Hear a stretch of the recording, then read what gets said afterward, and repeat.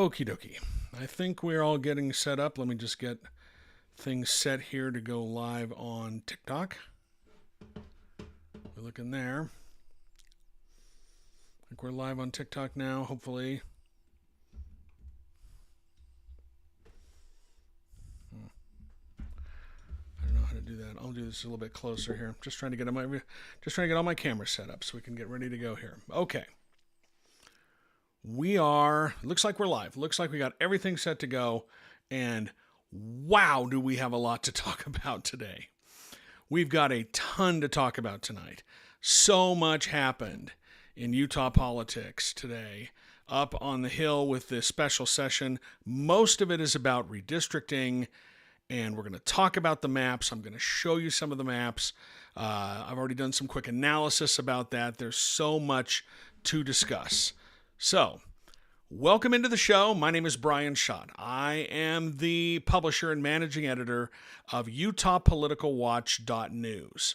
I'm an independent journalist. I've been covering Utah politics for more than 25 years, and I love doing these live streams to help you understand not only what is happening in Utah politics, but why and where we may go from here.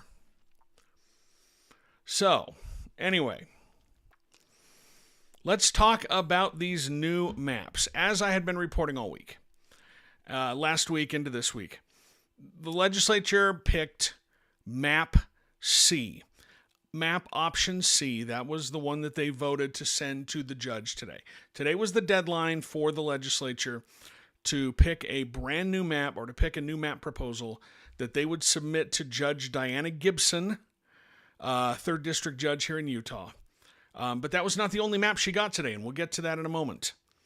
But the legislature, as expected, passed Map C. Map C is just so happened to be the one that gave the Republicans the largest advantage. I'm going to check something here on my YouTube. I don't know why it's not working here.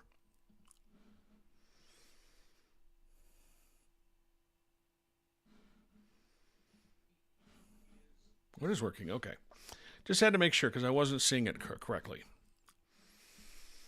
So anyway, Map C just so happened to be the map that gives the Republicans the largest partisan advantage of the 5 map proposals that they put forward 10 days ago or last month, a couple of weeks ago, when they decided to release their map proposals for the whole legislative redistricting. And as you as Eris Patty says on TikTok, as a shock to no one. Exactly. As a shock to no one. Now, if you paid attention to what happened at the legislature, not only today, but over the past couple of weeks as they were considering these maps, as they were drawing these maps, lawmakers spent a good portion of time talking about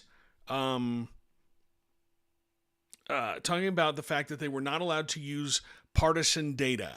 And they stayed away from partisan data. And they spent a lot of time wagging their fingers at anybody who even suggested that they used or considered partisan data when they passed this map or when they were considering these maps. At the same time, we were supposed to be completely unaware of the fact that the Republican Party in Utah, along with several county Republican parties, along with several Utah organizations that are aligned with the Republican Party, like the Utah Eagle Forum, were rallying the troops behind Map Option C, the map that gave the Republicans the largest partisan advantage of all the map proposals. They were rallying the troops behind that. And guess which one Republicans picked? Oh, just the one that happened to give them the largest partisan advantage. But there was absolutely no partisan political data used in picking those maps. It was just happenstance. Let me bring up those maps. I'll make sure I have it here. Hang on just a moment. I put these in Dave's redistricting. Now, this is not the only map that we're going to deal with and the only map that we're going to see. So, I entered this into Dave's redistricting, and this is option C. This is the congressional map that the legislature voted to submit to the judge today. Unfortunately, on TikTok, you can't see this because TikTok is stupid and they won't allow me to stream from my Mac to TikTok. So I apologize. I wish that you could see it. If you want to see it, you can go to YouTube, you can go to Instagram, you can go to Twitch, wherever. And by the way, if you have any comments, you have any questions, please leave them in the chat, and I'll try to get to them as soon as possible. So this is map option C that you can see on the screen, unless you're on TikTok, because as we have said, TikTok is stupid. The red district would be the first district. That covers the counties of Rich, Cache, Weber, Davis, and Box Elder. The purple one, that would be, I believe, District 2, and that is the western half of Salt Lake County and Tooele County. That's all that it does. The light green, that I think is District 3. That's the remainder of Salt Lake County, part of Utah County, Wasatch, Summit, Daggett, Duchesne, Uinta, Carbon, Emory, Grand, and San Juan. And then District 4 is the remainder of the state, Utah County, all the way down to Washington and Kane County. So this is the map that the legislature put forward to the judge. This was their submission, okay? And as I have reported in the past, and if you look at the partisan breakdown, I'm going to bring this up in front of me here.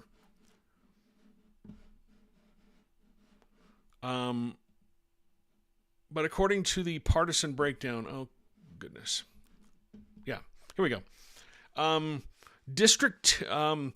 four districts, if you put the previous election results on top of them, input in those into the districts, you will see that all four of the districts would have gone to Donald Trump in 2024 and 2020. But District 2 and District 3, which on your screen are the purple and green districts, those would have been a little bit closer. I think District 2 would have gone for Donald Trump in 2024 by about 6 points, and by about 4 points in there in 2020. District 3 would be even closer. That one went for Donald Trump and would have gone for Donald Trump in 2024 by about 2.5 points, and in 2020 by 0.5 point. So these are very, very close districts, okay? But all four of the districts would be favoring a Republican. Now I'm going to bring up what I believe is considered this. So it wasn't just the legislature. We'll get to that in a second. But it wasn't just the legislature who submitted maps to the judge today. Okay. The plaintiffs in the case, the people who sued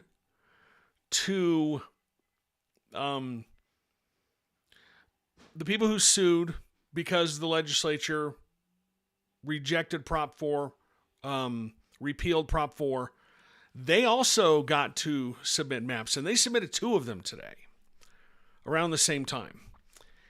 And both of them are kind of interesting. So let me bring this up here. This is the second map. This is map 2. And again, on TikTok, I'm really sorry you can't see the maps. But I will take your questions, I will take your comments, and I'll get to those in a moment. But this is map 2. And if you look at it, it looks a hell of a lot like map C. It just makes one little change. And I'm going to zoom in on it right here.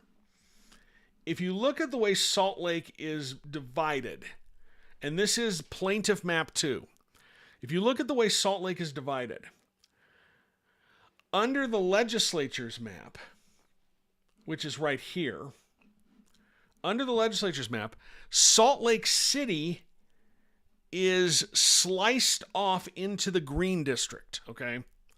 Most everything is the same on the 2 maps, but the biggest change is that Salt Lake City is sliced off into the green district under the legislature's map, okay? But under the plaintiff's map, they keep Salt Lake City together with Tooele County. Okay, they don't break up the Salt Lake urban core. They keep it with South Salt Lake and West Valley City. Under the legislature's map, South Salt Lake and West Valley City are sliced off from Salt Lake City. Okay. Now that makes a massive difference when you look at the partisan leanings of these maps. It makes a huge difference, okay? Under map C, okay? I know I'm saying okay a lot. I apologize. But under map C from the legislature, District 2, which is the purple district on your map, under map C, District 2 in 2024 would have gone for Donald Trump by about 6.5 points, as I said earlier. If you flip that around and put Salt Lake City into that district, okay?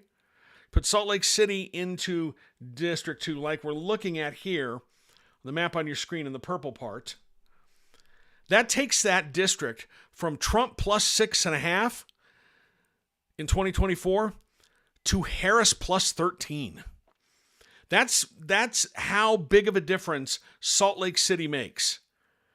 And now you look at those two maps and you can understand exactly why the legislature, why they decided to slice off Salt Lake City and put it into another district. Because the rest of this massive district here, let me zoom out, the rest of this massive green district, this is the plaintiff's map, and it's essentially the same as the legislature's map, but the rest of this massive green district has enough Republican vote to counteract the massive Democratic vote in Salt Lake City.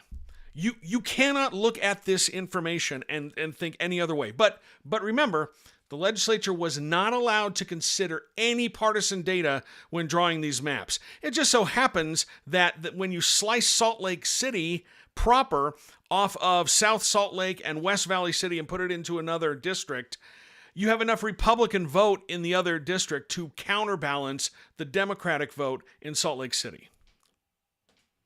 But again,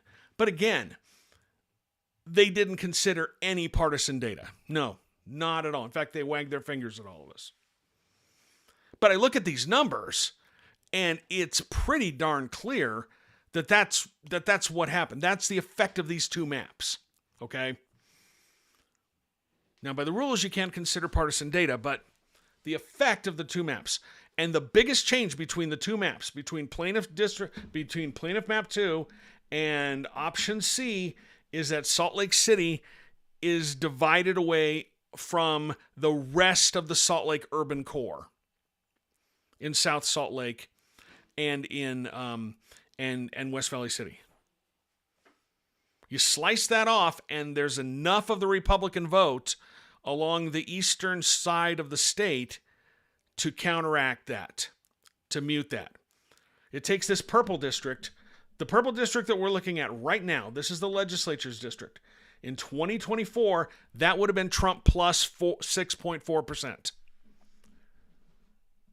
You look at this purple district, which is what the plaintiffs put in, and it takes a Trump plus 6 district to Harris plus 13. That's almost a 20-point swing right there. Just something to consider.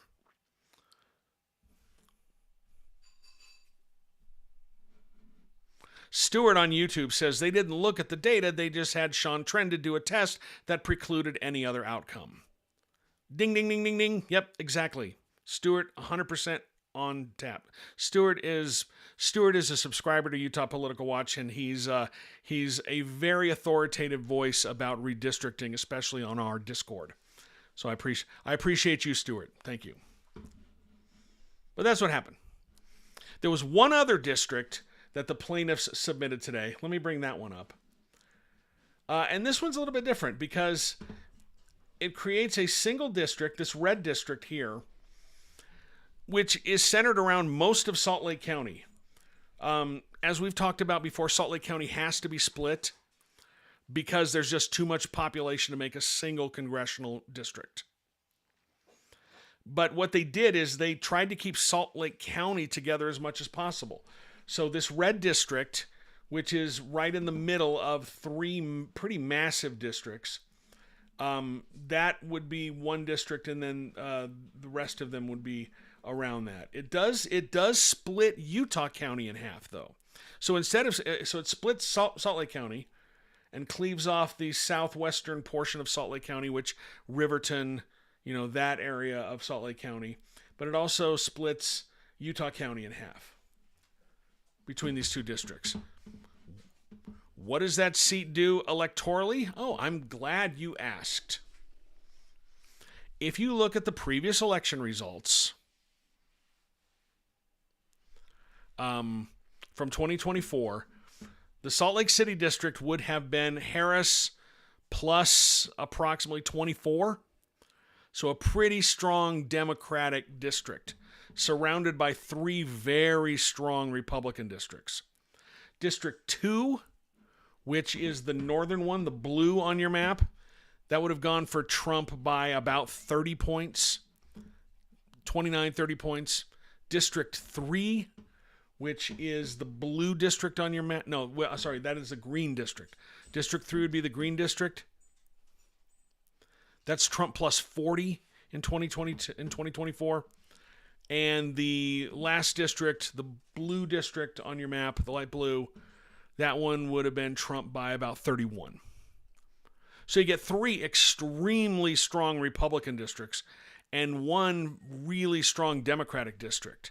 Now, and this map, they said was drawn using the rules in the piece of legislation that we've talked about before, passed by Brady Brammer, or sponsored by Brady Brammer, that lawmakers slammed through during the special session today. We'll come back to all that in a minute. Let me see if I can get to some of your questions. Scrolling through on TikTok here. Got to go way back. See if anybody has any comments here.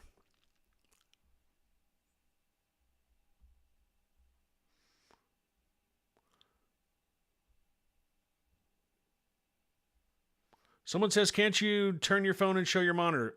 You know what? I could probably do that. I'm actually going to do that, so I will do that in a minute. I'll do that next time.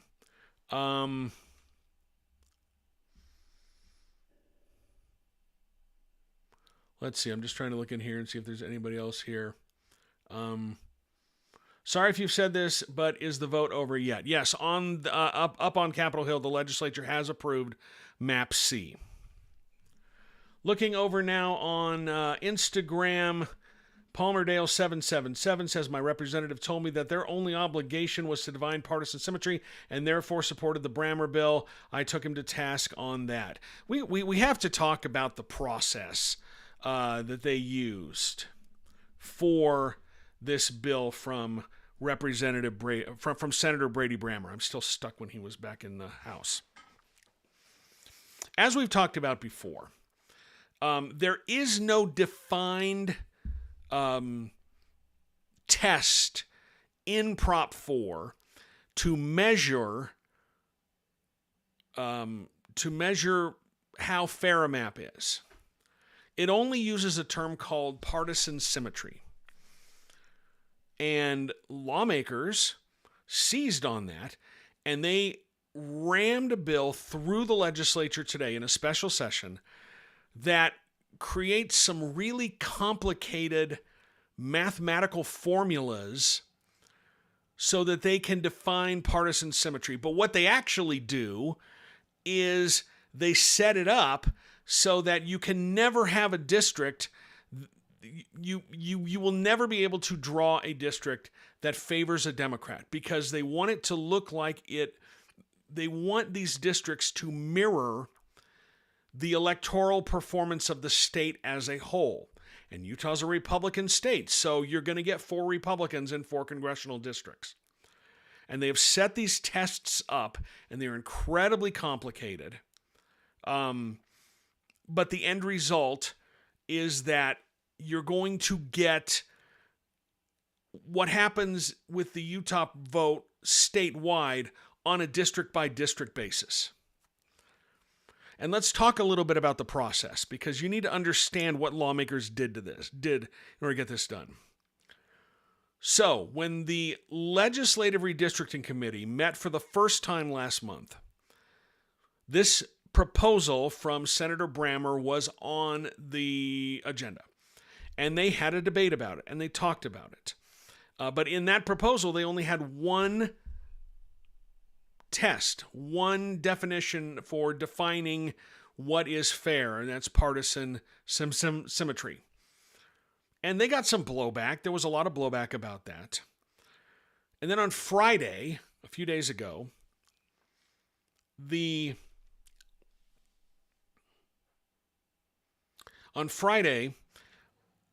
after Governor Cox called the legislature into special session, okay? The governor has to do that. That's his job. On Friday, after Governor Cox called the legislature into special session, Senator Brammer introduced a new version of his bill that had 2 new tests in it. And I need to bring up my story because it is really incredibly complicated to look at, or I'll just pull up the bill itself. Yeah, here we go. And you can find it on the legislature's website. It's SB 1011. So, as it was introduced, it had not just one test, it had 3 tests. It had a test called ensemble analysis, and that says you just use a computer and you draw at least 4,000 maps, right? It draws 4,000 maps following these rules, and anything that's on the edges, any map that's outside of this predetermined outcome or this predetermined window, 2.5% in either direction, those are gerrymandered and they are immediately called. You can't use those maps, and then you can go forward from there. That's kind of the easy way to put it. Then they had another one called the mean median test.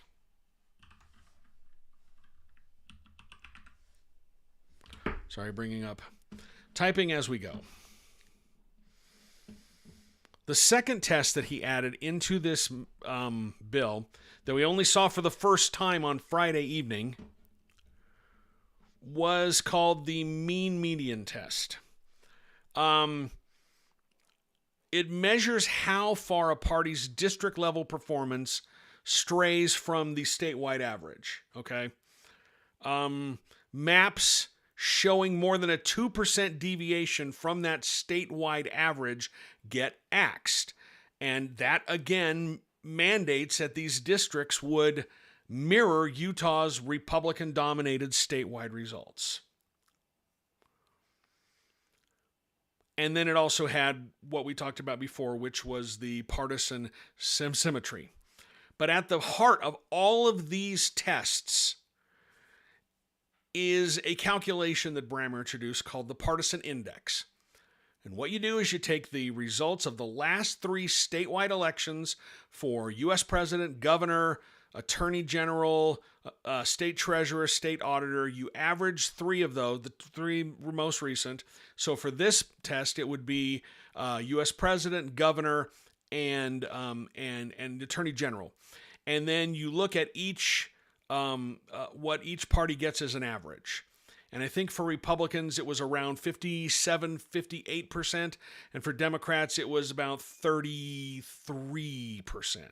And that window right there, that gap right there is the partisan index. And that's what all these calculations are based off of.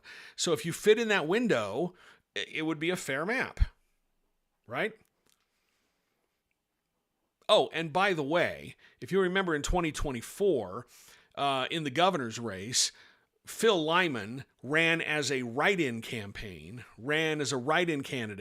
Brammer's bill accounts for that, and the 13.5% of the vote that Phil Lyman got in 2024, those are just counted as Republican votes for purpose of calculating this average, which raises the Republican average by about 4.5%. So all of that was in the bill that we saw for the very first time on Friday evening. No public debate, no hearing, coming in cold. Okay?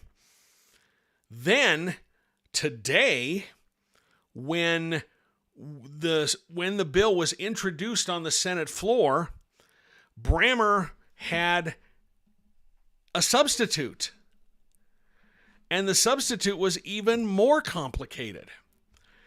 It added something called a sequential Monte Carlo simulation, which is part of that ensemble thing. But it's a Monte Carlo simulation to generate an ensemble of at least 4,000 redistricting plans. It was much more complicated. So at least we had 3 days lead time for the last version, but this new version, Brammer introduced it on the Senate floor. Nobody had any chance to digest it. Most people were seeing it for the first time when he introduced this on the Senate floor, and the Senate passed it. Minimal debate, passed. Over to the House, minimal debate, passed. Okay? But there was a reason why they did it quickly. Okay? They rammed this bill through the House and the Senate today before lunch. They had it passed before lunch. And Governor Cox signed it at about 1:17 p.m. today. And this is why. Because the bill, essentially, these tests will tie the judge's hands. The judge will have to use these tests in determining whether or not a map meets Prop 4. They added the new parameters for Prop 4 and then said, these are the ones that you must use, Judge. And they had a provision in the bill that said if it passed by a 2/3 vote in both the House and the Senate, it becomes law the moment the governor signs it. So they rushed this thing through in the morning part of the legislative session. The governor signs it, and then they pass the maps. Because then the map proposal they sent to the court was under this new law, because the law went into effect immediately. So you have this incredibly complicated system, this incredibly complicated bill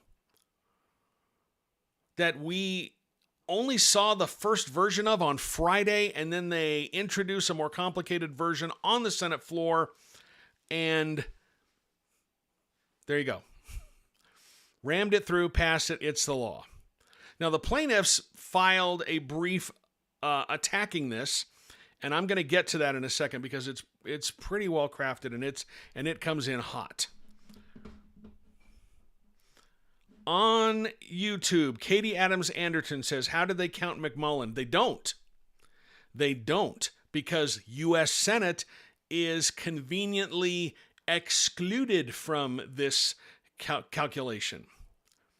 U.S. President is fine, Governor fine, Attorney General fine, U.S. Senate no. And also, they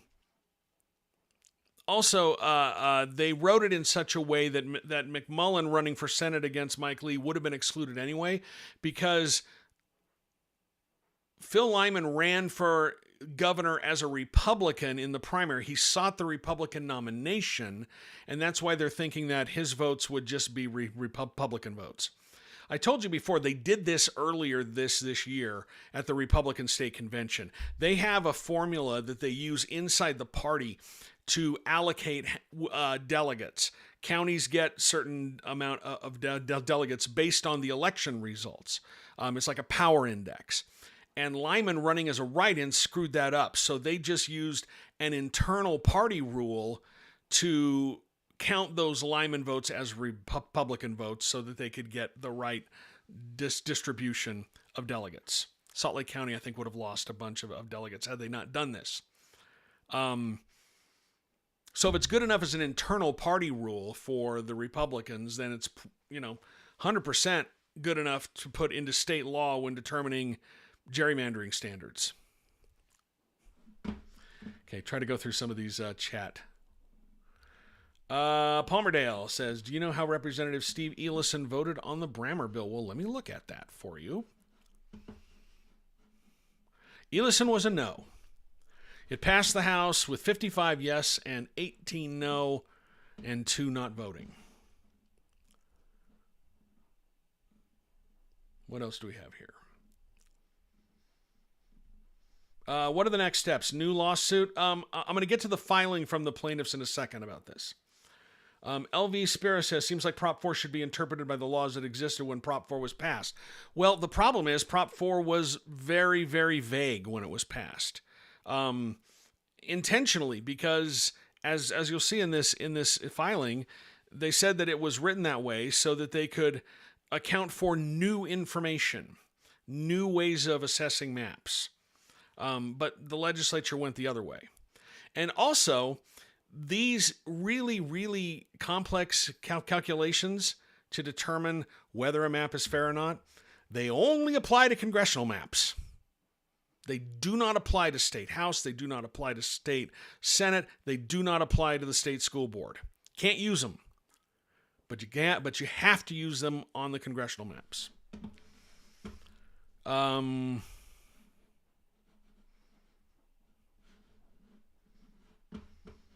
Okay, going to try to go through here some with some of the other TikTok stuff.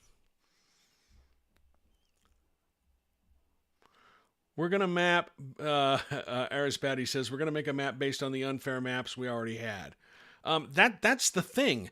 Under this calculation in Brammer's bill, it would have, the old maps, the maps from 2021 would have probably passed.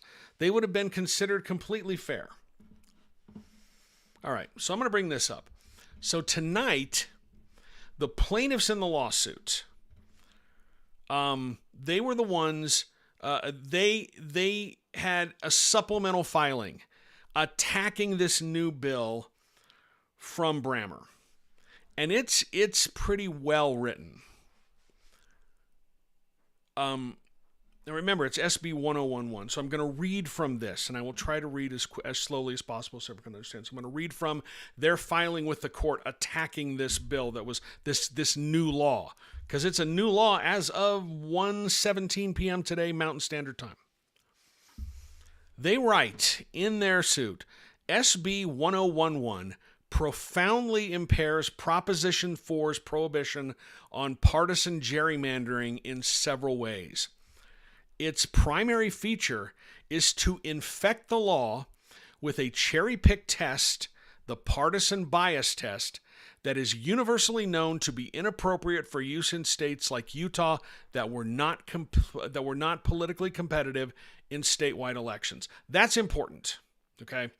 That is an important thing because, as we've talked about before, and I mentioned this during one of my previous lives, the partisan bias test, which imagines a tied election, and say that one party gets 55% of the vote and then they win 55% of the seats up for election. Then under fair maps, then if the other party somehow got 55% of the vote, you would also expect them to get 55% of the seats. It doesn't work in states like Utah. The people who came up with this calculation say you cannot use it in states like Utah simply because Utah is so profoundly tilted towards the GOP, it won't give you the right results, okay? But that's the test that they're using here. Take a drink and then continue.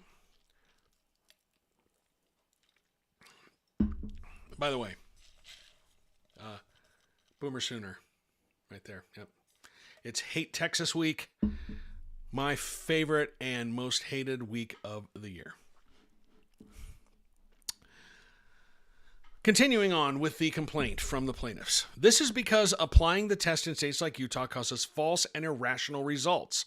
It labels maps that provide the minority party, Democrats, with a single district biased against Democrats because they would not win a second district in the imaginary world in which elections suddenly become tied statewide. The test prioritizes focusing on the imaginary world of tied elections over the actual world of lopsided state elections. Thus, it labels maps and provides Democrats 0 districts unbiased against them, and maps that provide Democrats 1 district biased against them. This makes no sense in the real world of Utah elections, and this is why the political scientists who developed the test have repeatedly warned it should not be applied to non-competitive states like Utah. For similar reasons, political scientists agree that the second test adopted by the legislature in SB 1011, the mean median difference test, should not be used to assess partisan gerrymandering in non-competitive states.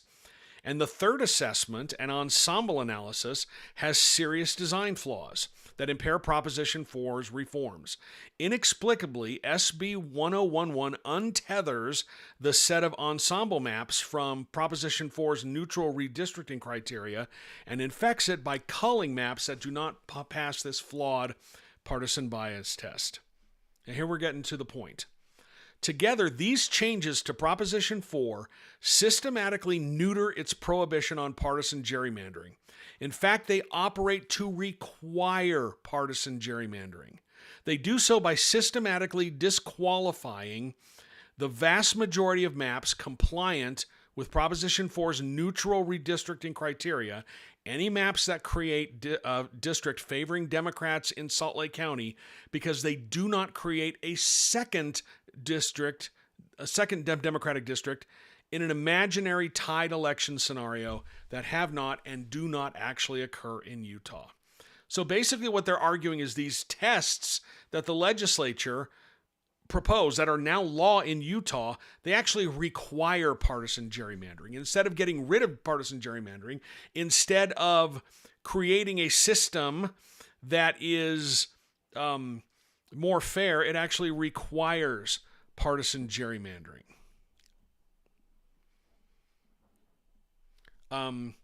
They said SB 1011 makes this new framework a wolf in sheep's clothing. It's applicable only to assessing congressional maps. And here's why. The partisan bias test operates irrationally in Utah.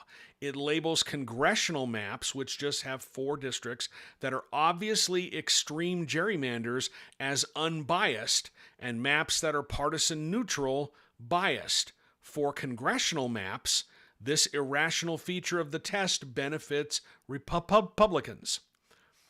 But the partisan bias test would label Utah state legislative maps as extremely biased, while other more appropriate tests like the efficiency gap do not. If SB 1011 were to apply its test to all maps, Republicans would suffer the effect of its irrationality for the state legislative maps. The fact that the SB 1011 seizes upon the partisan bias test irrationality only when it benefits the majority party and not when it harms the majority party is a perfect illustration of how the new law requires rather than prohibits party favoritism in redistricting. It's hard to argue against that. I can't wait to see how the legislature responds. But it's really hard to argue against that. The fact that they cherry-picked this test, that the people came up with it said you should not use it in Utah, and they're like, we're absolutely going to use it in Utah, but only on the congressional maps because that gives us the outcome that we want. It's really hard to argue against that.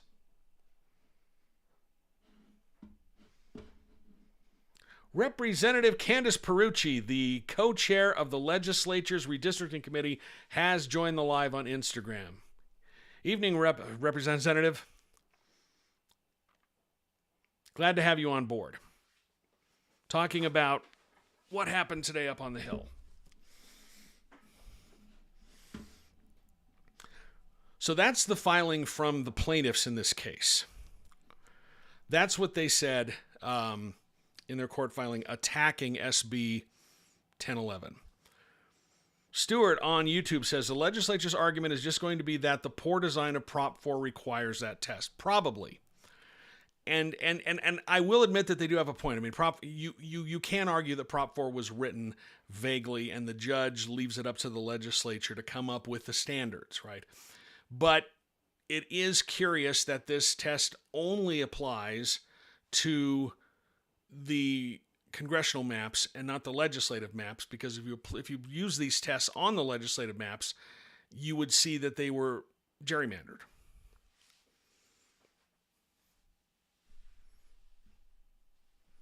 It'll be interesting to see how the judge parses that. We'll be seeing them make all their filings about this over the next few weeks. I believe that they have a hearing, or the deadline for filing. Where is that story? Sorry. Like you, I probably have 8 billion tabs open on my computer. Both sides have until October 17th to file their briefs in the case and materials in support of the maps or opposition to the maps, and then we may have a court hearing somewhere around October. They're scheduled for October 23rd and 24th. Going through some of the other comments. Let's go through here. YouTube says, when they send an email, say to comment on the map they favor. It says, so the new map wasn't supposed to use political opinions. How's the GOP going to get away with that when they send out an email saying to comment on the map they favor? That, and I know that Representative Pruitt is going to get really mad, and I know she's watching. She's going to get upset about this. But they spent a lot of time over the last couple of weeks wagging their finger at anybody who dared to suggest that partisan data was used. And maybe they didn't consult partisan data. Maybe they said, as Stuart said in the chat, that they just had a preferred outcome and then had their expert draw a map that did that. Who knows? We will never know. But it's really hard to accept that finger wagging, that shaming about no partisan data when their own party is launching a massive campaign to get people to support the map that gives them the largest partisan advantage. Those two things seem at odds. It strains credulity.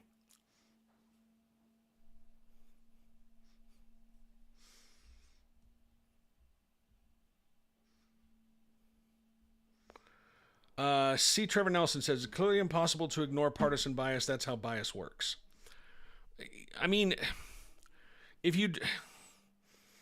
I am not a redistricting expert, and it's hard. I've sat down and tried to draw maps, and it is frustrating. It really is. Especially, you're trying not to look at any partisan data, but and when you turn it off, it's hard. But it's difficult to get that result. To get the result that you do with the map option C. I showed you earlier, and let's go back to that. I'm going to turn this around so the people on TikTok can see it, okay? But if you look at the maps that were submitted, let's start with option C. Turn it around so the people on TikTok can probably see it. I'm just going to hold it here. Hopefully they'll be able to see that. Bring this up here on the screen share. But this is map option C. This is the map that was passed by the legislature earlier today. This is their proposal. And as you can see, Salt Lake County is divided in two. And that big flat line right above the word Salt Lake, that big flat line right there, if you can see that, that is, above that line is Salt Lake City proper. And Salt Lake City was intentionally cut out of the purple district that is the west side of Salt Lake County and Tooele. It's cut away from below that flat line on the map is South Salt Lake and West Valley City. Pretty big population areas. You had Salt Lake City in that. That's the urban core. Okay. Making the switch now. This is the plaintiff's map. And if you'll notice, the purple, where Salt Lake, the word Salt Lake are cut in half. What that does is it keeps the urban core of Salt Lake County together. And that changes how that map would operate. It 100% changes how that map would operate in an election. I told you about that earlier, but as I looked at it, under the legislature's map, which cuts Salt Lake City off from the urban core, you get a district that purple district would have gone for Donald Trump by 6.4 points. You add Salt Lake City back into that, and then you get a district that would have gone for Kamala Harris by about 13 points in 2024.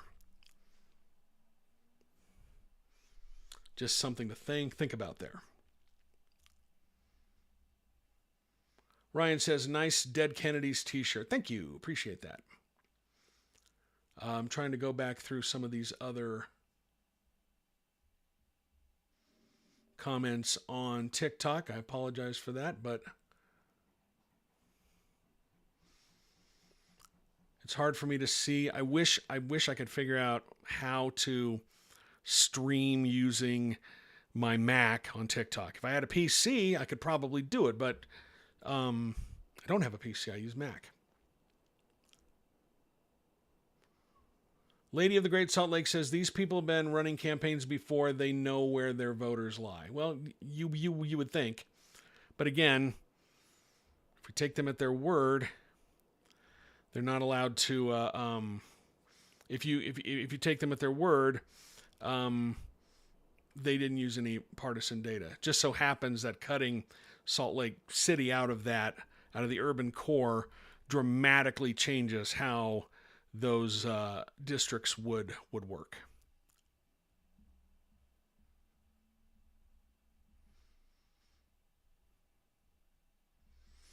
If you have any comments, any questions, please leave them in the chat. I'll try to get to them as soon as possible. Let's see what else we have here. Palmerdale, the test also disregards factors like the importance of voting districts to become packed when necessary, such as the Salt Lake County area. And I think what he's referencing there is there are two concepts in gerrymandering. There's packing and there's cracking. And you either pack all of the voters from one party into as small of an area as possible, so you make these districts that are really, really heavily towards one party or the other, and then the rest of the districts go for the other party. And cracking is when you take these large areas of voters for one party or the other and you crack them up. That's what they did under the map in 2021. That's why Salt Lake County is divided into 4 pieces. They cracked it. Salt Lake County was cracked for a particular reason. What was that reason? To make sure that we had 4 districts that would be Republican plus 15 or so. Trevor Nelson says attaching Provo and St. George is totally gerrymandering. The problem is you're going to get that in a state like Utah because we only have 4 congressional districts. And we've got a massive state. And so you're going to get these huge districts. It does make me uncomfortable when I look at a district, when I look at a map, like what the plaintiffs did with one of their map proposals. This one here. Let me bring it up, and I will let everyone else see this one. This map proposal right here. This is the plaintiff's other map proposal. It makes me a little bit uncomfortable because if you look at the size of that green district, that is a massive district. And it's hard to consider that a fair district. But it is because it has equal population to the other 3 districts. That little red spot in the middle has the same population as the other 3 districts. And that's because the cities are where the people are.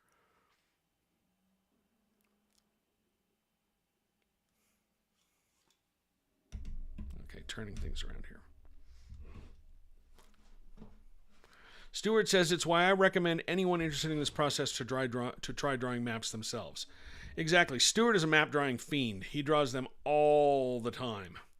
I saw so many of his maps on the legislative website, and they made me laugh because he would label them things like deliberate gerrymander. Let's see. Oh, former Representative Rosemary Lesser is on the stream tonight. Nice to have you on board. She was asking for closed captioning, and then she says, never mind. I'm still trying to figure everything out, but I've got most of the processes down at this point, which is good.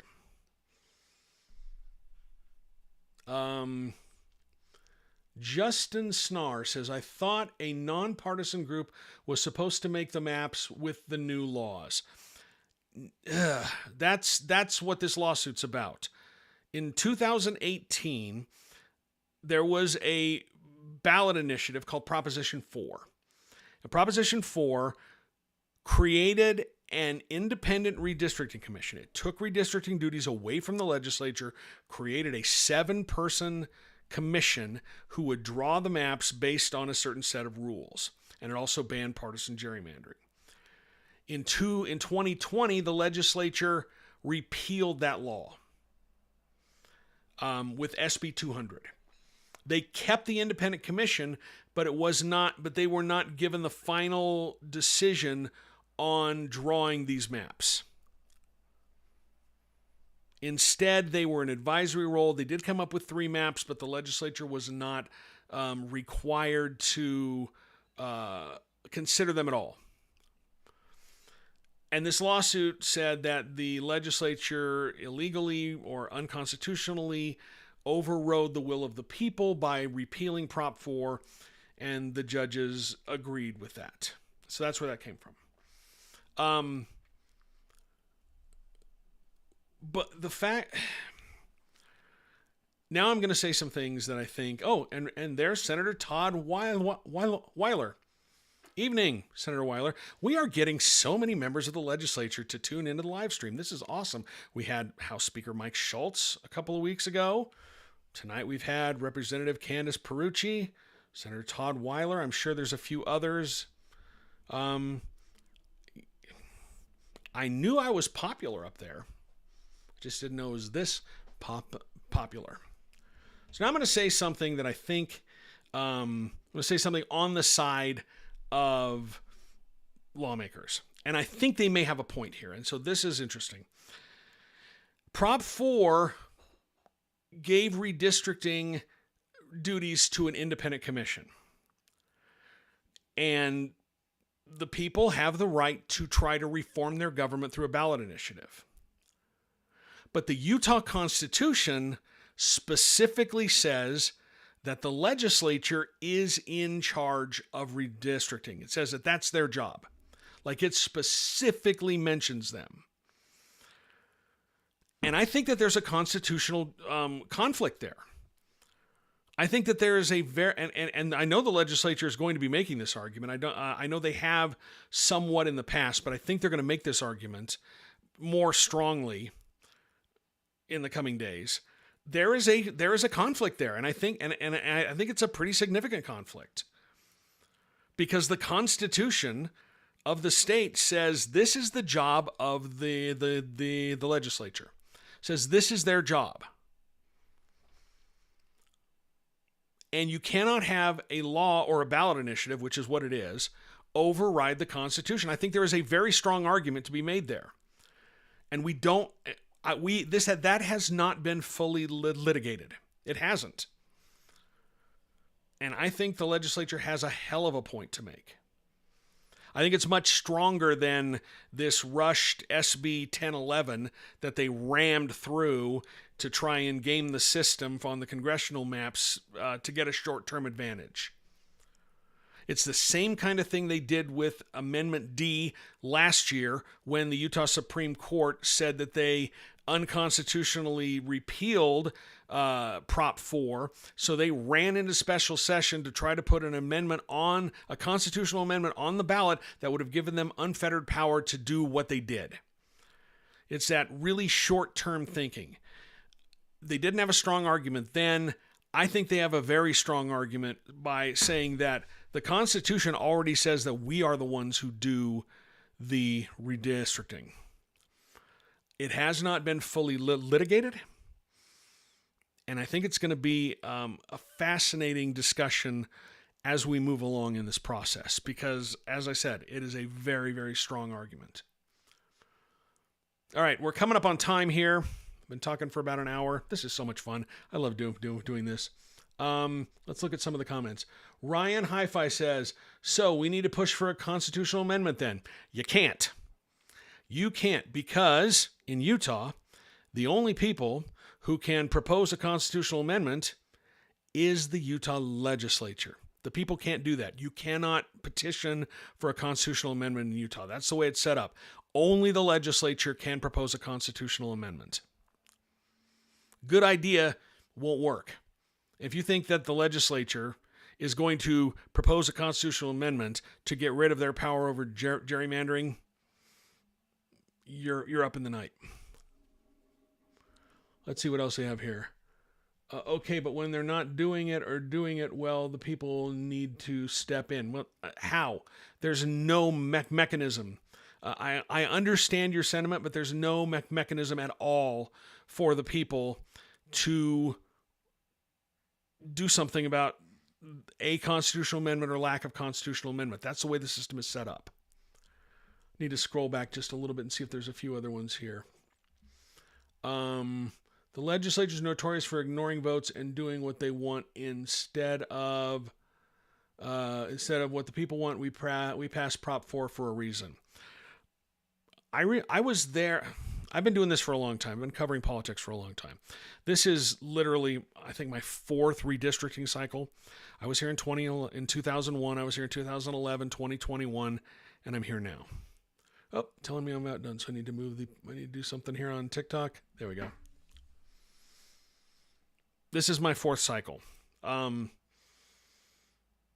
the legislature, when Prop 4 passed, and then the legislature decided to repeal it with SB 200, the argument they made was that it barely passed in the state. It only passed in 4 counties. I can't remember the number of Senate districts it passed in.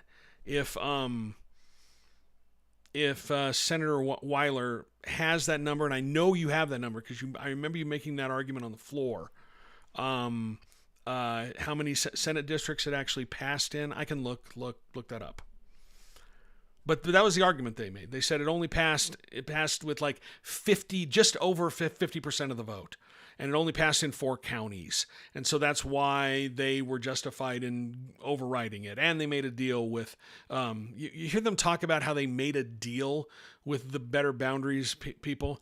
It was kind of a deal that, they really had no choice on that deal. It was going to happen anyway. So they had to try to negotiate to get whatever they want. Or to get anything in that. But the argument that they used at the time was that it only passed in 4 counties, passed with just over 50% of the vote. I don't think it even got to 50.5.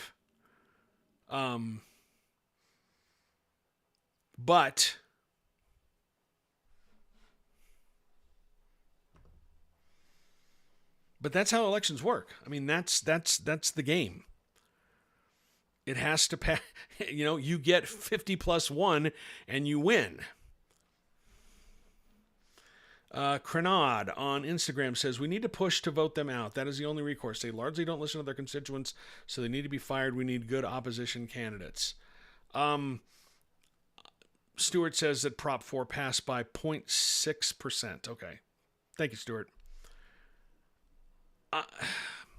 I agree with that, but it's for selfish reasons as a journalist. And the selfish reason is if we had more competitive elections, it would be much more interesting for me. It would make my job so much more interesting because you have competitive elections, right? I don't have a dog in this fight. I'm accused of being an activist. I'm accused of being on one side or the other. I really don't have a dog in this fight. I root for chaos. I root for things that are interesting, that make my job interesting. And competitive elections would make my job much more interesting. It's boring when you know who's going to win.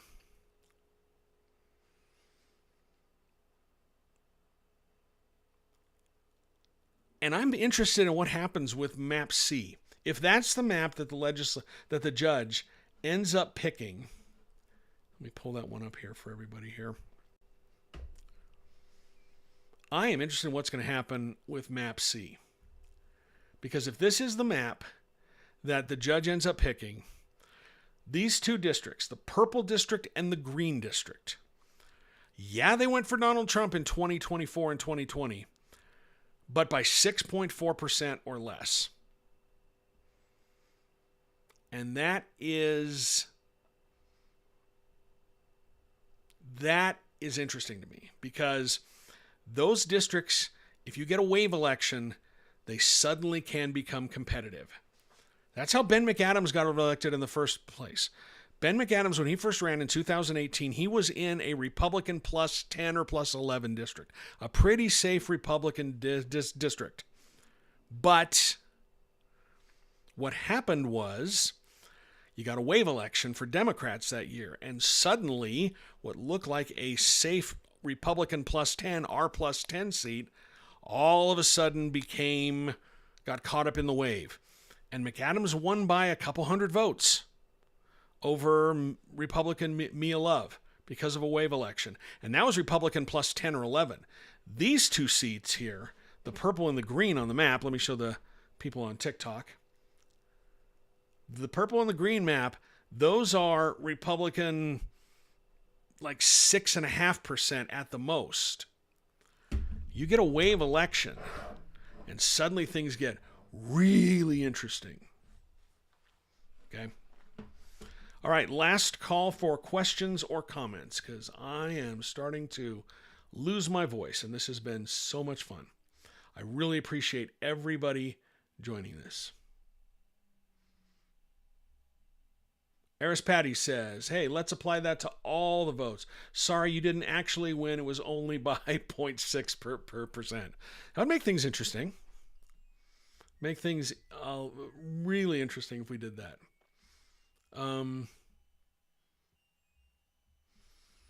Stuart on TikTok. Most of these legislators live in safe districts, and even if we had fair legislative maps, most of them still would live in safe districts. True. It's the fatal flaw in our electoral system. If you're a 40% minority in a district, not only are legislators not incentivized to listen to you, their own party will actively punish them if they do. The only real system is to replace the electoral system. Unfortunately, this is the system that we got. When people talk about a third party, I'll believe it when I see it. The biggest thing that's driving American politics today is a concept called negative partisanship. People don't vote for things, they vote against things. And that was my favorite book is Fear and Loathing on the Campaign Trail by Hunter S. Thompson. And in that book, he has a passage that has stuck with me for years. And he talks about, even back then, 1972, people were not voting for things, they were voting against things. And he longed for the day of people voting for things. And we just don't vote for things anymore. We vote against stuff. Negative partisanship. It is a very, very powerful incentive. Agreed, Eris Patty. I love Hunter S. Thompson. One of my all-time favorites.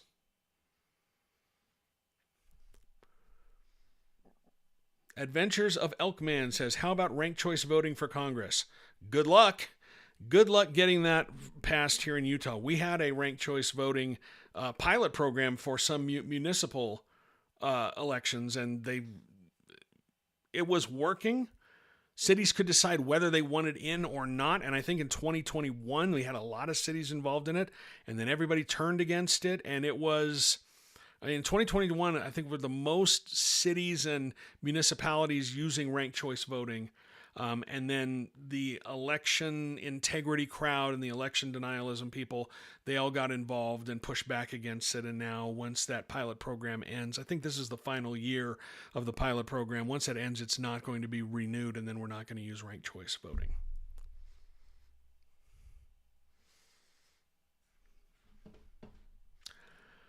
All right, if anyone else has anything, last call for comments.